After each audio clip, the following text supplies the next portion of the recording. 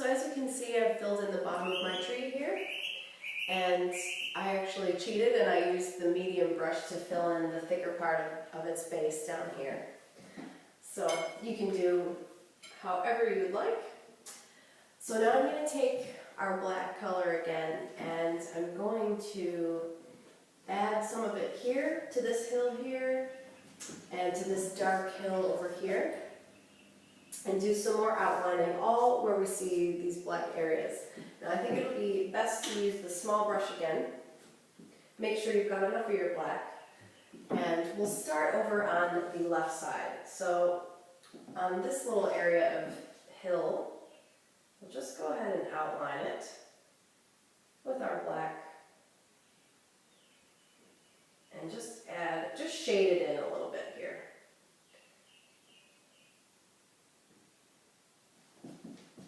Okay, and then working over our way to the right, we're going to start to add definition to some of these scallopy looking hills. So just right here, just outline these. Give them a nice crisp finish.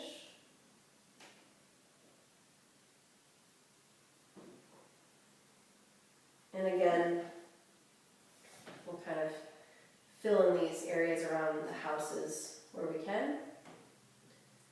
Just giving it a bit of a more crisp, dynamic silhouette. We'll add in our rooftop here. Just color that in with the black. Do the steeple next. Just draw a straight line down the center and kind of build it out to a triangle shape here. You can add a little doorway, and then just go through and outline the rest of these little village house suggestion-y shapes.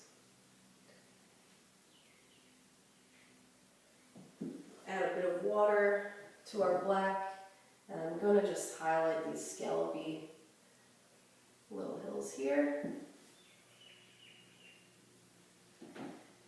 and then outline these hills in the background.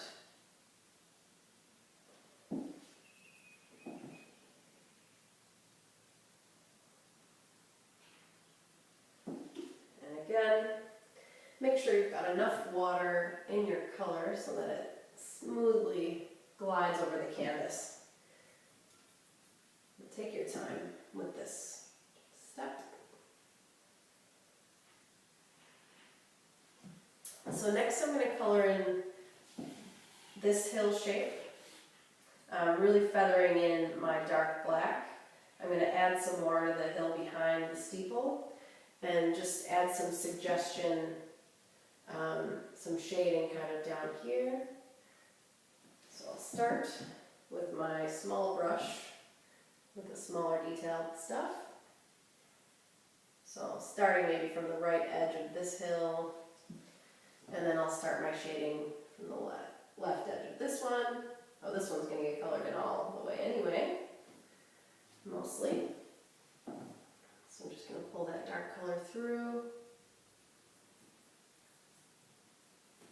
And almost all the way up to the top, I'm just going to leave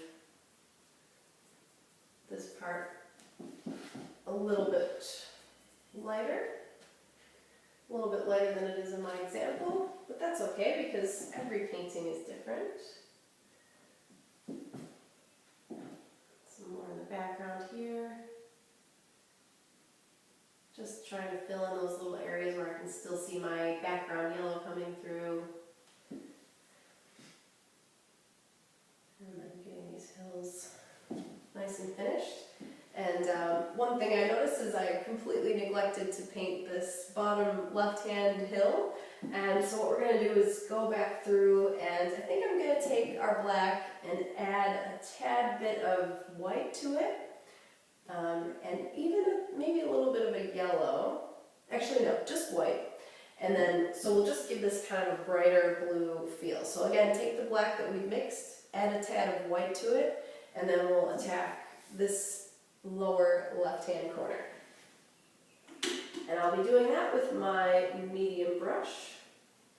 So taking our black, adding a dab of white, and just filling that area in. So it kind of creates like a muddy navy color.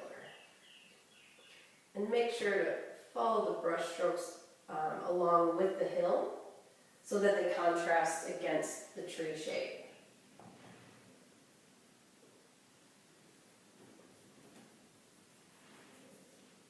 Just filling that in there. Dragging the paint along. And we're almost done with our background.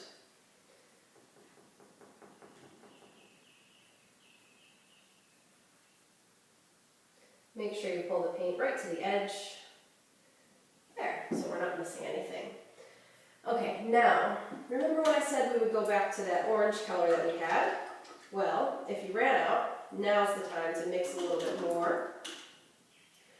We're just going to take some of our yellow again, a bit of our bright red, and we're going to mix a bright pumpkin-y orange. It can also be a little bit more on the reddish side if you so prefer. And what we're going to do is go through our tree and pull these bright, they almost look like flames, but I think they're supposed to represent the bark on the tree. So we'll just go ahead and pull them through, and again, make sure that this paint is watery enough so that it glides over the black, otherwise it will blend right in. And if it blends in a bit anyway, that's totally fine. So with the small brush, just kind of pull that orangey color through the purpley black to add the suggestion of a bark-like texture. And just remember to pull the brush off the canvas every once in a while so you get that nice textured effect. And just pull it through wherever there's little holes in the canvas or wherever you would like, really. Just as long as you're consistent with your brush strokes and going in the same direction. So it just kind of adds a little bit of a nice texture to our tree running through it. So that's all you need, just a suggestion. So I'm going to take that orange with me and maybe just dab a little bit. See, I've picked up some of the black, so it's made it a bit more muddy. I'm just going to pull it through some of my scallopy shapes here and near the houses. And while I've got that color on my brush, I might just add a little bit to this hill here, just because I don't like wasting paint.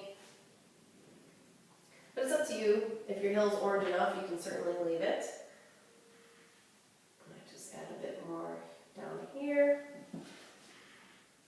Alright, and we're looking pretty good at the moment. Might add a little bit in this background hill here, because I've still got some canvas showing through.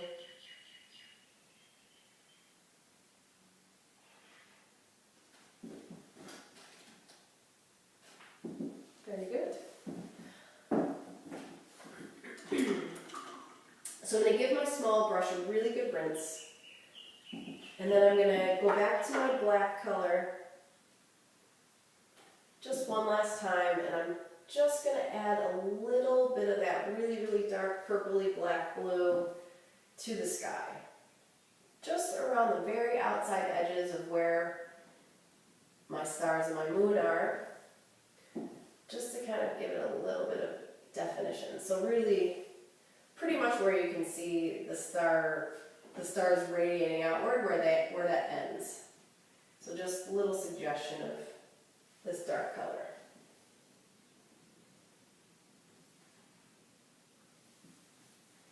Because your starry night can be as bright or as dark as you would like, because it is all subjective, just like all artwork. And obviously the one I'm doing right now is a bit different from the example one I've painted, but that is certainly okay.